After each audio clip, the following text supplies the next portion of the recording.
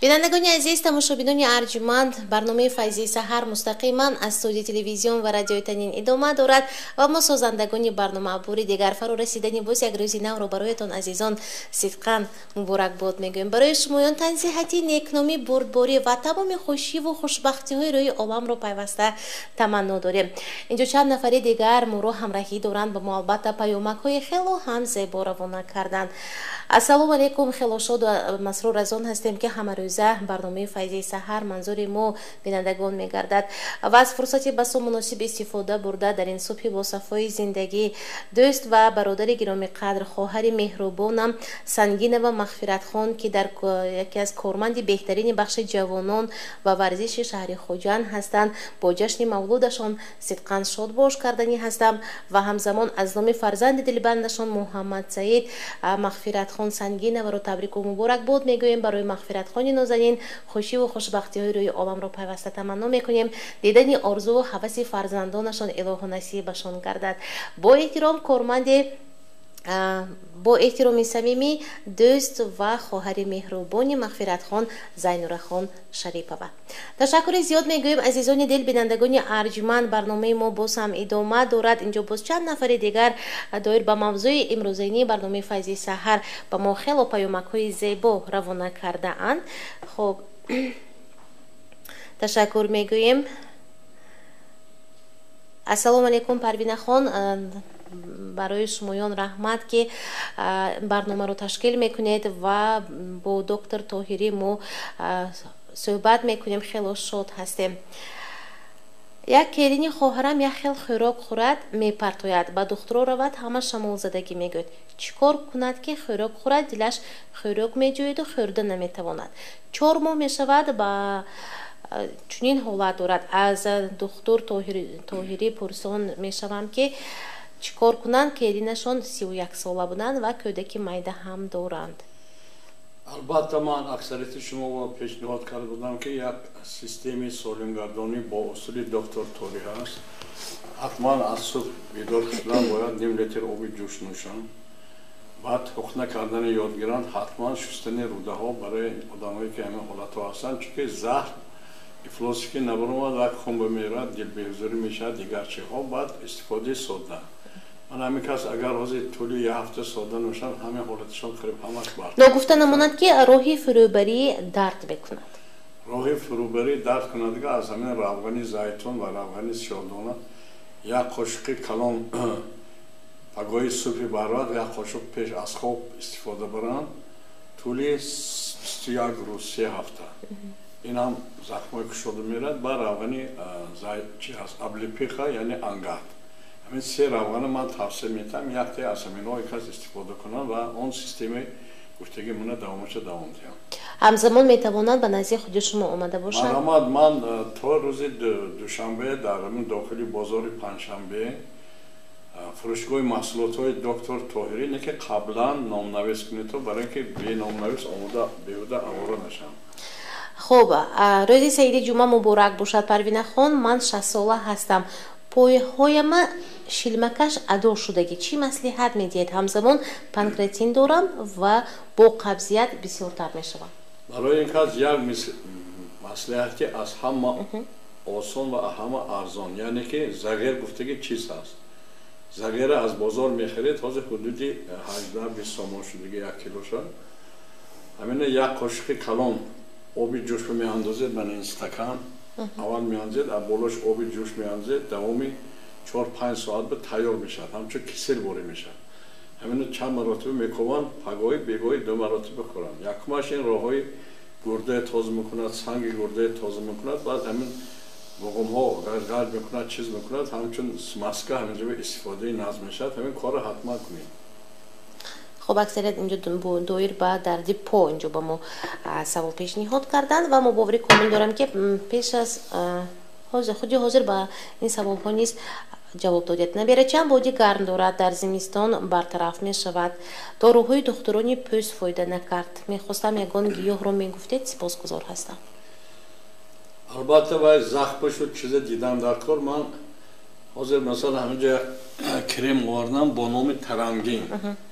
این اصلا این کریم من اختراع کردگی برای بیماری газаки бачадон барои бемориҳои бавосир, геморрой, барои бенаслӣ, простатит, аденома. Лекин ин дар тӯли зиёда аз 10 сол боз истеҳсол мешавад дар шаҳри Москва. ҳозир бисёр одамҳо ман ба худашон гуфтоданд ки чиро ту гап намезанӣ ки касали писариазва нағз ёрдам мекунад. ёки одамҳое ки буғумдард ҳастанд, ҳозир ин хоҳар гуфтанд буғумҳо ҳамин зонаҳоро гирифта моланд ҳамон дарда нест мекунанд. ва бисёр занҳо аз Россия ман гуфтанд ки мо як крем мехарем $100 французский дар муқоиса назар ба ҳамон креми французский ҳамин креми ту ихтироъ кардагӣ тарангин мо бо ожанкҳои русия нест мекунанд. яъне ҳам ожанкҳо ҳам паҷмӯш шудан ин ҳамчун питанги. масалан тамоми занҳо метавонанд дар ин 75 миллилитр ҳозир баъзе кремҳои шумо мехӯред аз типи маркетинг $30 $40 ин ҳамаги нархаш 90 сомон. дар Россия албатта қимат рӯдити то $100 мефурӯшанд. ҳамин занҳо метавонанд ки шаб пеш аз хоб аввал дастрӯи шум ба молида хоб кунанд. агар кор бароно хоҳанд ки бо хушрӯтар бошанд бо пагоя мемонанд 2 маротиба. ин беҳтарин крем ҳаст, лекин мардум ҳоле тасаввурот надорад. аз он ҷумла худи манам баъде ки аз забони занҳо шунидам, ман ини шуморо тӯҳфа мекунам, мардум мебинанд агар давоми ҳамин 10-15 рӯз шумо хушрӯтар шавед, ҳама шумо муроҷиат саломат бошед. омода ҳамина аз дохили бозори ташаккур. ташаккур. раҳмат. хуб, барномаамонро боз ҳам мустақиман идома медиҳем. бинандагони азиз, шумоён метавонед ҳамин кремро, крем тарангинро харидорӣ карда бошед. ташаккур мегӯем ба доктор Тоҳирӣ. хуб, чанд нафари дигар моро ҳамроҳӣ доранд. ассалому алайкум хоҳари азиз, субҳатон бахайр бошад. як маслиҳат медодетон. набирачам бемори тимус дорад. вақте ки хоб мекунад ӯро сулфа мегирад. барои ҳамон ба шумо муроҷиат карданӣ ҳастам. чӣ маслиҳат медиҳанд? барои сулфа мо имрӯз дар бораи баргҳо гуфтани будем. барги беҳӣ гуфта худи масалан аксар одамое ки назди ман мебиёнд сулфии толонӣ доранд, ман мегӯям ки шумо хӯроки шоматон бояд ки 3 та шалғам, ин кӯдак ёштар бошад, мумкин 1 та ё 2 та, 1 себи беҳӣ ҳамина обҷӯш мекунед. баъди об гирифтан байнаша мебуред, равғани маскаи дарунаш мемонед ва худаш ҷабида мегирад. ҳамине ки хӯрдед роҳҳои нафаскишӣ кушода мешавад, саломатӣ барқарор мекунад, сулфа нест мешавад. не ки як мардуми мо бисёр вақт як рӯз 2 рӯз мекунанд, дара барқарор намешавад. ҳисоби миёна ақаллан 2 ҳафта бояд истифода ба болотараш 3-4 ҳафта баъд нақ шуда меравад. ассалому алайкум Парвинахон, раҳмат барои ташкили чунин барномаи бахши тандурустӣ. барои табобати варамин геморрой кадом намуди растании шифобахшро тавсия медиҳанд? албатта барои геморрой хеле зиёд тавсияҳо ҳаст. мо дирӯз дар бораи янтоқ ҳам гап задем. баъд як гиёҳ ҳаст номаш газ мегӯн, дарахтам рабаш ҳамонам чиз пар карда дар пари ҳамон мешинанд, не шуда мебурад. аз он ҷумла қаламфури обӣ мегӯн. ҳамон гиёҳ ҳам фоидаи калон дорад. номи тахминан як 50 гиёҳ ҳаст ки барои ҳамин геморрой нест кардан. аз он ҷумла ҳамин креми тарангин ин чунки дар таркибаш асал дорад, мумиё дорад, равғани авлипиха, ангар дорад, равғани ҷони тамин, сиёдона ҳаст, ҳама чизои фоиданок. ҳамин нӯки ангушта мегиранд, ҳамон ҷоҳое ки геморрой аз он метатхӯрад, ҳар шаб фақат молида хоб мекунанд. хуб, салом Парвина, ман Зебиҷон ҳастам. гӯшам об мекушод, мехорад. чӣ кор кунам? рост истам кушода мешавад, хобро ман маҳкам. духтурон грибок мегӯянд, ягон гиёҳ ҳастми? грибок аввал як маслиҳати оддӣ ҳамин ки дар ҳамҷа дар бораи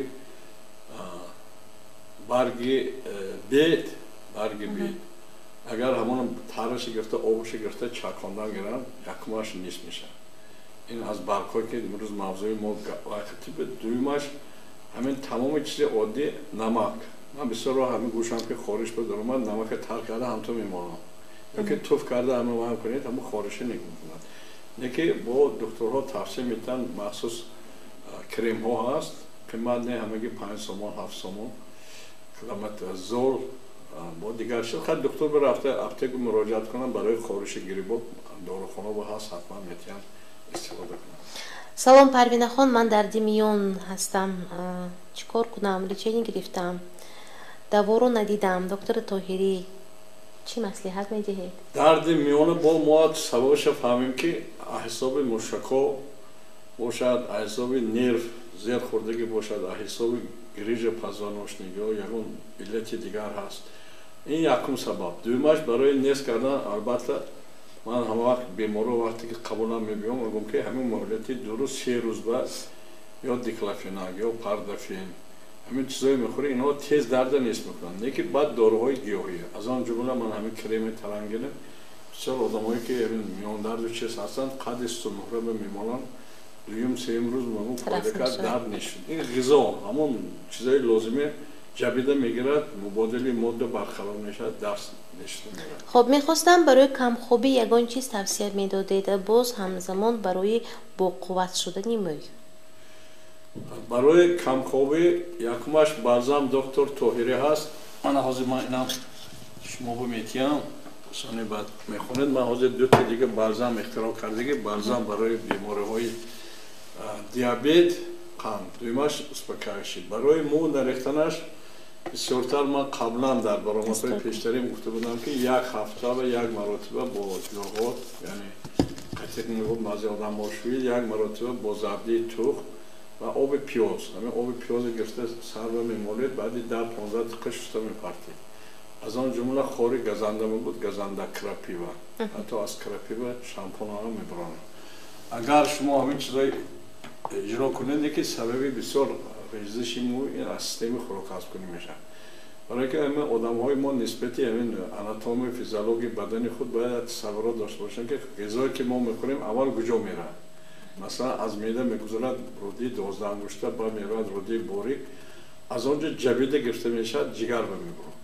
و قسم افلاسش رودی غصب میرد جگر این یکم فیلتری که خون تازه میکند وقتی که خون نقص تازه کردن نتوانیست همون چیزی که داخلی همون خون میداره چیزای گروبی میرد چشم به چشم خیلی میشد گوش به همه خیلی گریباکاچ خیلی گفتن مو میریزد آدم پیس میشد سببهاش همه سیستم خوراک است یکی مردم ما نادرست تصور دارن یا دارو ده همین گوش میرن ناز کند یا چشم خون دویم نگشتن این زواد یک قسمتش نادرست کار کنه دیگه قسمتاش هم یعنی که از